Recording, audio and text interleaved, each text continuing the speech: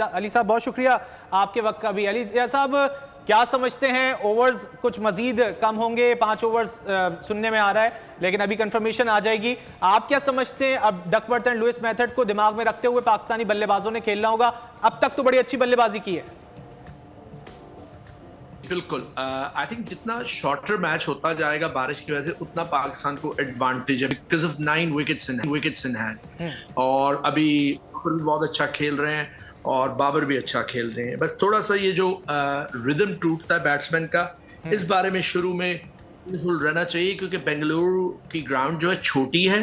कई दफा में कुछ जो रन्स मिस टाइम होने के बावजूद बॉल्स 6 पे चले गए। सो आई थिंक फौरन स्टार्ट नहीं कर देना चाहिए, कीपिंग इन माइंड के कितने ओवर्स रह गए और कितना रन्स करने हैं, क्योंकि ऑब्वियसली थोड़ा सा जो रन रेट ऊपर जाएगा जैसे ओवर्स कम होंगे। But with 9 wickets hand Pakistan को बिग एडवांटेज है। इस वक्त अगर मैच शुरू ही ना हो तो पाकिस्तान ऑलरेडी 10 रन्स अहेड है। और मेरा ख्याल है कि ये टिपिकल मूव था, क्योंकि 20 ओवर्स के फौरन बाद अगर आप देखें, 20 ओवर से कुछ देर पहले बाहर से एक मैसेज आया था, क्योंकि अगर 20 ओवर्स हो जाते हैं तो इसका मतलब है मैच तो ऑन है, उसका रिजल्ट होगा। फिर बात काफी करीब आ गए हुए थे और फोरकास्ट भी रेन की थी। तो मेरा ख्याल है कि अच्छा मूव था कि बाहर से जो मैसेज आया उस पे लास्ट 2-3 ओवर्स में काफी तेज रन्स करने की कोशिश की फखर ने, और कामयाब भी रहे।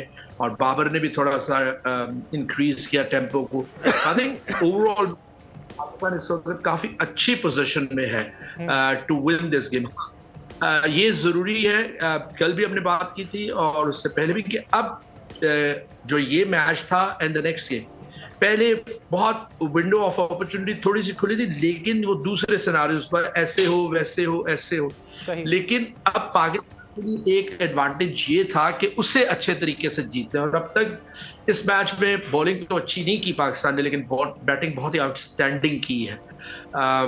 और इस लिहाज से जो नेट रन रेट है वो शायद इतना डिफरेंस नहीं आएगा, क्योंकि 84 रन से जीतना था पाकिस्तान ने या 35 में खत्म करना था, तो फिर net run rate almost New Zealand के बराबर या ऊपर हो जाता था।